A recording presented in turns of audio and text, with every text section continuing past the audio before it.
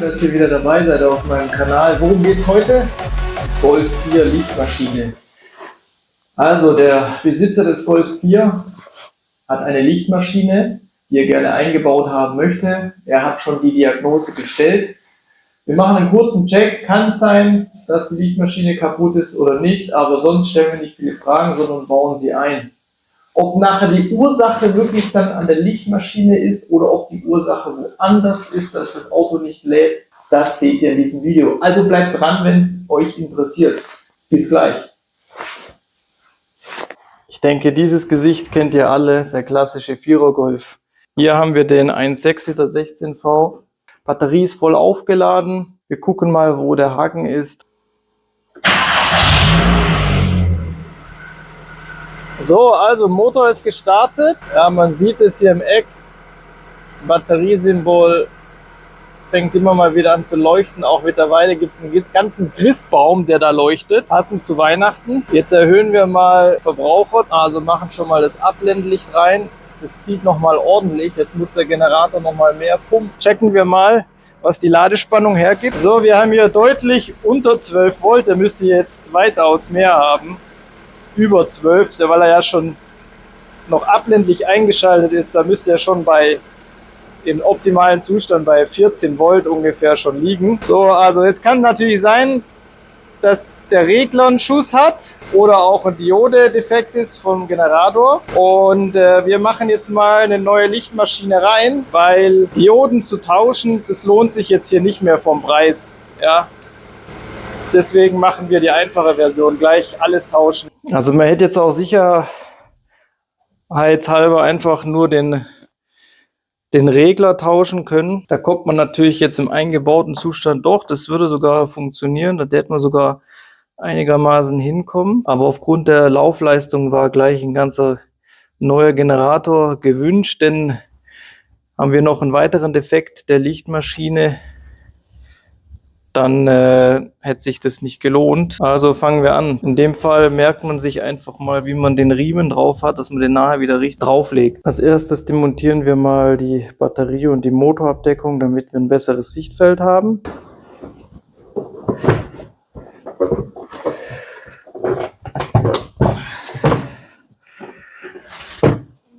Wo ist der Schlauch? Da.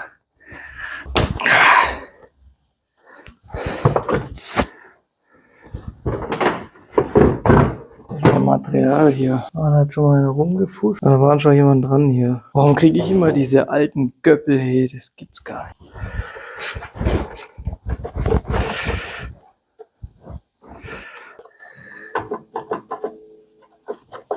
So, ich hoffe, man kann ein bisschen was sehen.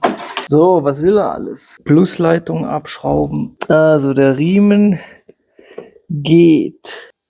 Kurbelwelle, Klimakompressor. Dann hoch über Generator, Umlenkrolle, Servopumpe und dann unter die nächste um die Spannrolle. Okay, da ist auch schon verkriesknaddelt, also das wird die richtige sein, hat schon einer rumgemacht. Fangen wir mal hinten an. Komme ich jetzt gut hin? Was? Warum geht der so leichter weg? Das haben die Spezies schon geprüft.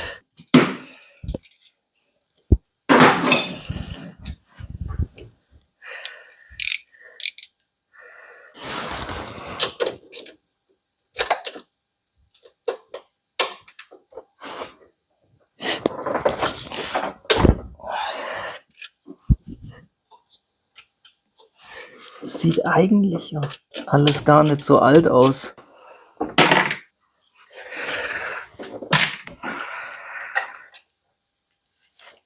Jetzt haben sie aber die Mutter verkriesknaddelt. Ach du Scheiße, ist das eine Endlosschraube hier.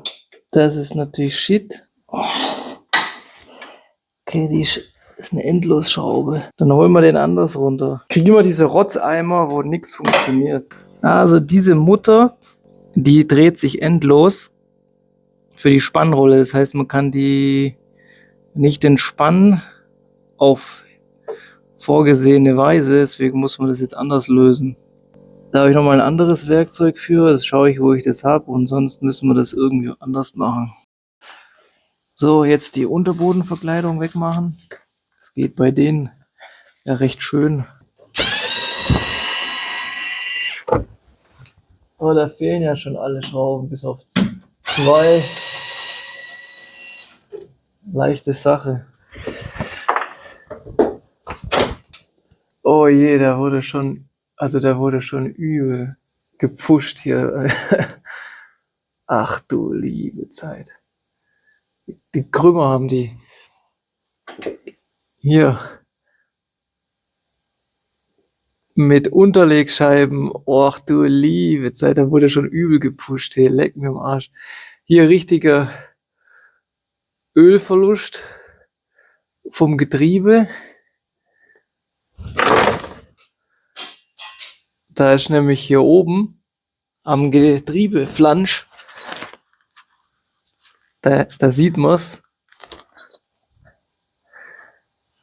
Hoffe, man kann es sehen. Genau, da haben sie schon rumgewichtet. Da haben sie schon richtig rumgewichtet hier. Das sieht man, da läuft Öl raus. Na, Rost. Ja, bei den Autos, da kommt es dann langsam. Aber egal, ich mache jetzt erstmal hier das weg. Dass da mal ransehe an den Quatsch. Oh, die ist ganz verrostet, geht die überhaupt auf? Ach du lieb. Ah ja.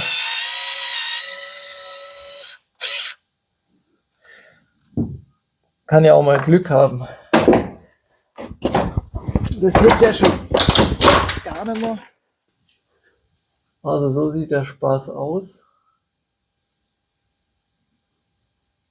Und der Spanner da oben, die Marmuschka ist kaputt. Jetzt habe ich hier nochmal so was Interessantes, so Zusatzwerkzeug. Damit sollte man den Riemen runterkriegen.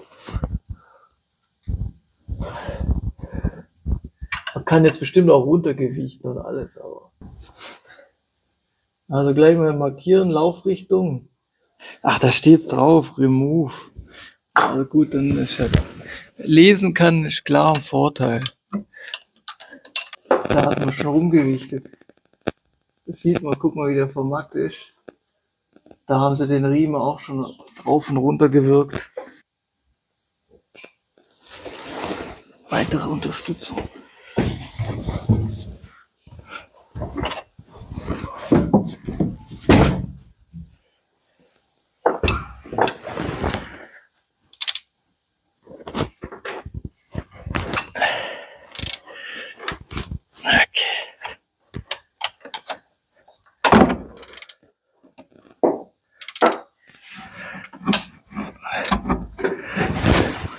Also richtig geil ist dieser Remover nicht.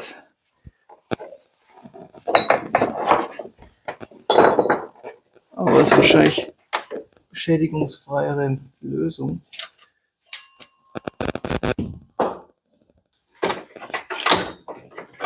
Und damit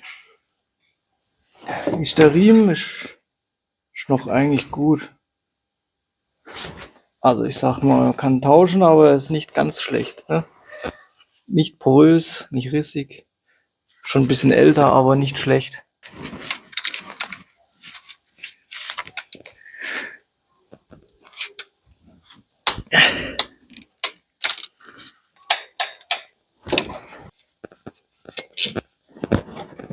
Mal die Leitung hier ein bisschen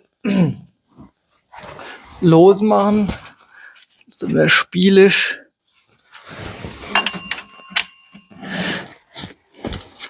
Ah, die ist gar nicht fest.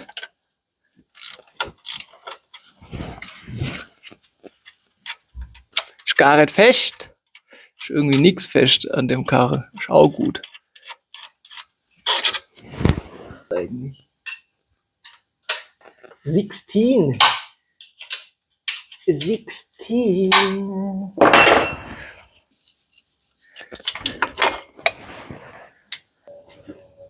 Da oben ist nämlich nochmal eine.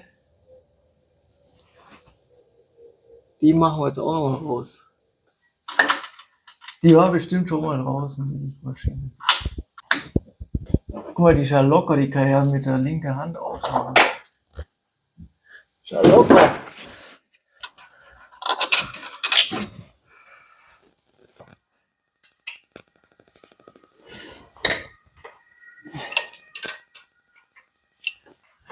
Er muss nur ein bisschen auf die Seite hier, der Klima. Der hätte mir wahrscheinlich schon reichen.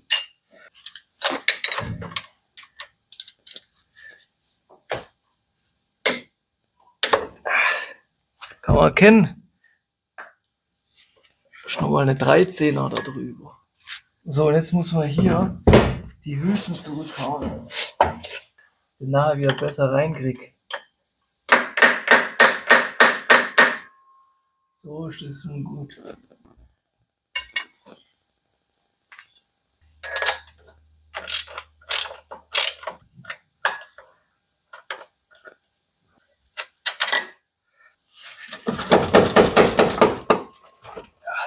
So. So, da ist das gute Stück. Aufpassen, was hängt. Okay. Gut.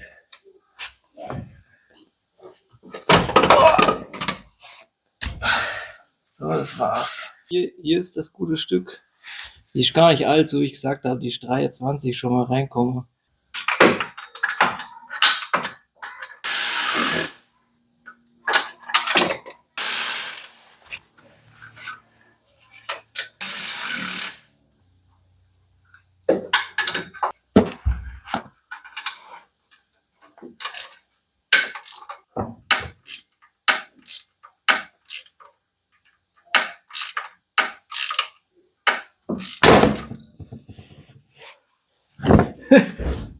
Die ist jetzt abbrauche hier.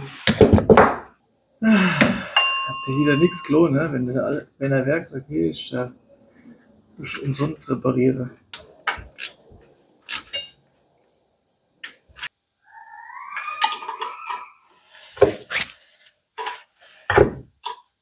Dann machen wir den Leitungssatz wieder ran.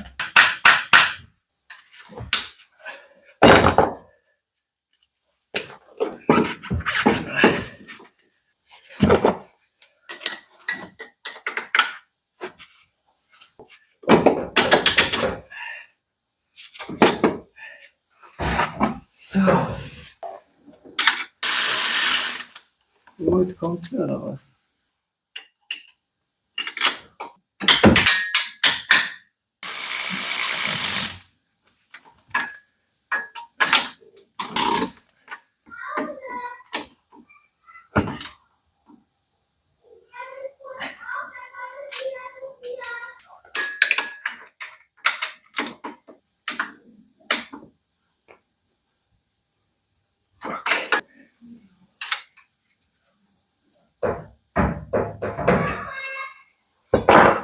Das ist fest.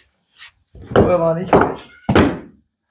Kommt der halt der Ritschki wieder hin.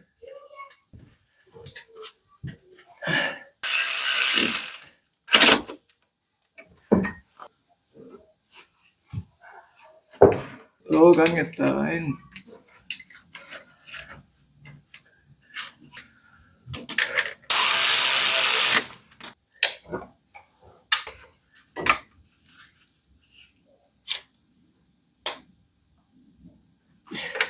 So, jetzt kommt es daran. Und dann geht die geile Sache mit dem Rämer wieder los. Da haben sie richtig rumgewürgt hier, also richtig.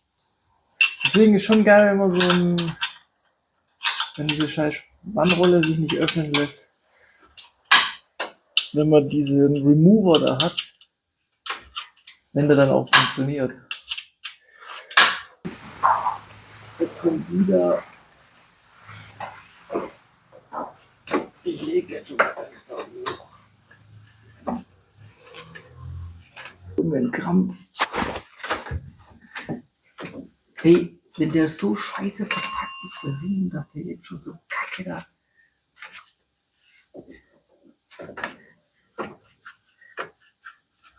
Ich krieg einen Vogel, du ey.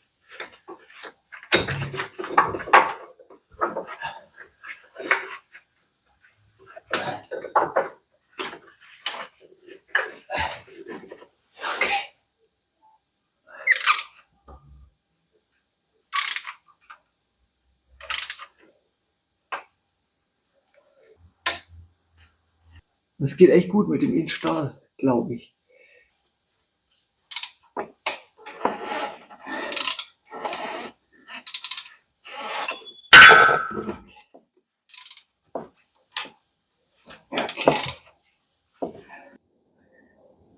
So, Riemen ist wieder drauf.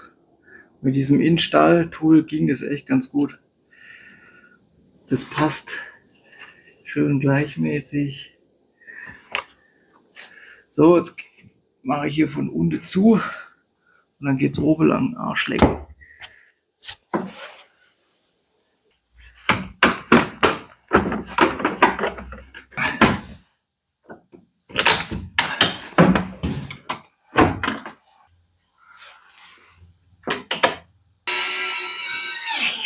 Okay.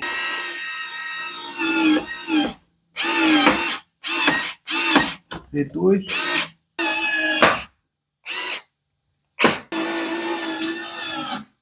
So, manchmal muss es halt einfach so sein. Kein Material, dann muss so gehen. Hier soll der Gartenschlauch soll hier auch noch getauscht werden. So, jetzt ist die Lichtmaschine wieder eingebaut und das passt ja soweit erstmal. Was wir festgestellt haben, ist, als wir die ausgebaut haben, dass die alte Lichtmaschine ja gar nicht alt war, ja, von 23 und jetzt nach 2 Jahren quasi wieder eine neue, ungewöhnlich. Aber es hieß, man soll jetzt einfach eine neue reinmachen. Also neue ist drin. Wir haben ja kurz gecheckt, ja, eine gewisse Unterspannung liegt vor. Also mag schon sein, eingebaut. Gut ist, aber nicht gut ist wirklich, denn das Problem besteht nach wie vor. Na, jetzt war der Akku leer und ich habe ein bisschen rumgemacht und der Fehler, wo der Fehler jetzt wirklich lag, werde ich jetzt gleich mal erklären. Also zunächst mal muss man ja dann überlegen, wenn wir weiterhin hier keine 14 Volt, keine 14,4 Volt anliegen haben, trotz neuer Lichtmaschine, dann ist ja der Wurm irgendwo anders drin. Also wenn die Ladekontrollleuchte leuchtet im Kombi, was sie ja tut, klares Zeichen, dass hier ein Fehler vorliegt. Also als nächstes muss man mal gucken, ja, also gibt es überhaupt einen Erregerstrom an der Lichtmaschine? Das bedeutet, in diesem Fall kann man den Erregerstrom messen. Und der ist ja quasi der Erregerstrom, der geht hier rein. Ne?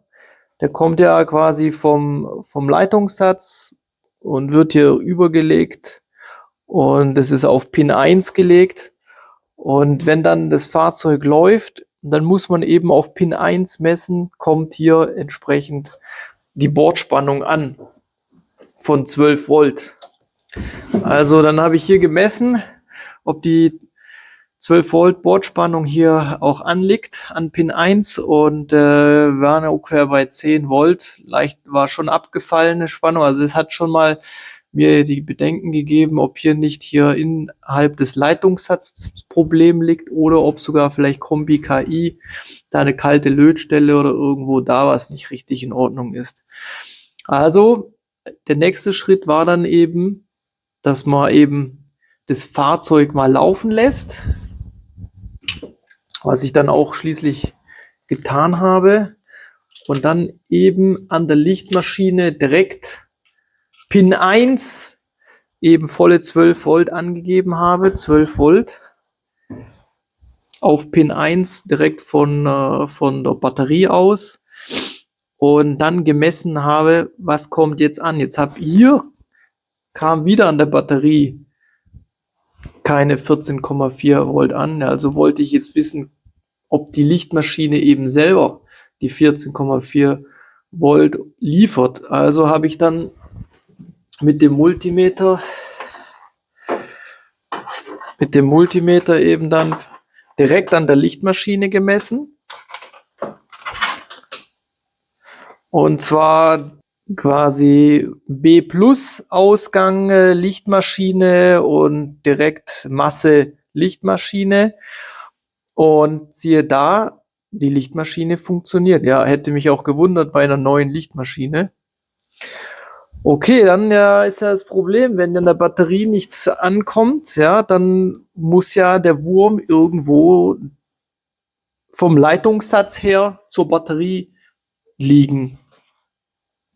In dem Fall habe ich jetzt hier dann mal geschaut, ja, ob überhaupt vielleicht die Masseverbindung da, ja, vielleicht ist die Masseverbindung nicht sichergestellt. So habe ich dann einfach direkt Batteriemasse auf Lichtmaschine gesetzt. Somit habe ich dann auf jeden Fall alle möglichen Massefehler umgangen. Die Lichtmaschine kriegt auf jeden Fall Masse pur. Und das war es eben auch nicht. Dann muss es irgendwo im Plusbereich liegen. Dann bin ich hier an die Batterie ran, habe ich geguckt und was sehe ich da hier hinten? Hier hat einer am Hauptstrang irgendwie ein Zwischenelement reingemacht. Das sieht aus wie von einer Base-Maschine. Hinten hier einfach da so Kabelgetüttel mit fliegender Sicherung drin. Also was ganz Komisches. Und das habe ich jetzt natürlich mal weggemacht, weil hier sehe ich, es gibt hier die Sicherung 50 Ampere. Ja, aber das ist halt schon wenig. Und jetzt habe ich gesagt, okay, pass mal auf, dann überbrücken wir das einfach.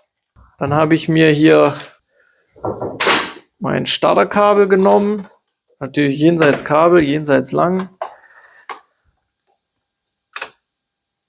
Direkt an die Plusverbindung zum Generator oder die dahin führt. Und dann zur Batterie. Ja?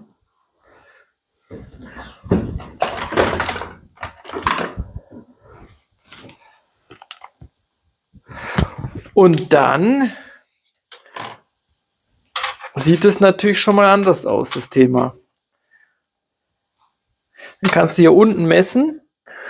So, und jetzt sieht man eben, dass wenn ich das jetzt überbrückt habe, die Stelle, dann habe ich genau 12 Volt. Und vorher waren es eben nur 5 Volt oder manchmal auch 6 Volt mit dieser fliegenden Sicherung drin. Wenn ich jetzt den Motor starte, dann liegen auch hier wieder die entsprechende geforderte Volt an. Und dadurch, dass der Leitungssatz jetzt auch sowieso verfrickelt ist, werden wir den tauschen. Auch innen leuchtet jetzt keine Generatorleuchte mehr. Also wir sehen, da leuchtet jetzt keine Generatorleuchte mehr. Kommt jetzt hier ein neuer Leitungssatz rein.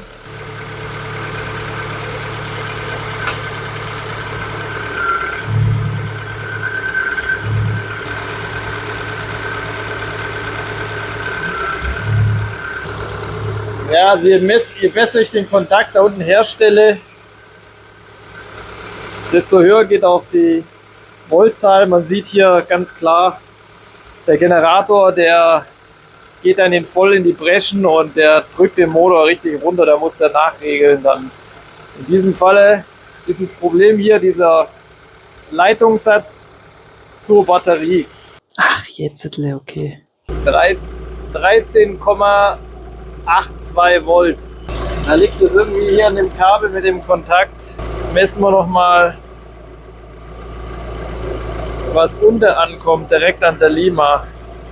14,33 direkt unter an der Lima. 14,33 sieht man, glaube ich. So, wenn ich jetzt messe, was kommt hier raus? Das kommt direkt an der Lichtmaschine raus. 14,21. Und was kommt hier oben an? 13,7. 13,7 kommt oben an. Das heißt, es fehlt immer noch. Und es ist immer je nachdem, wie ich da an dem Kabel da rum mache. Was kommt eigentlich bis dahin? Das wäre jetzt mal noch nicht schlecht zu wissen.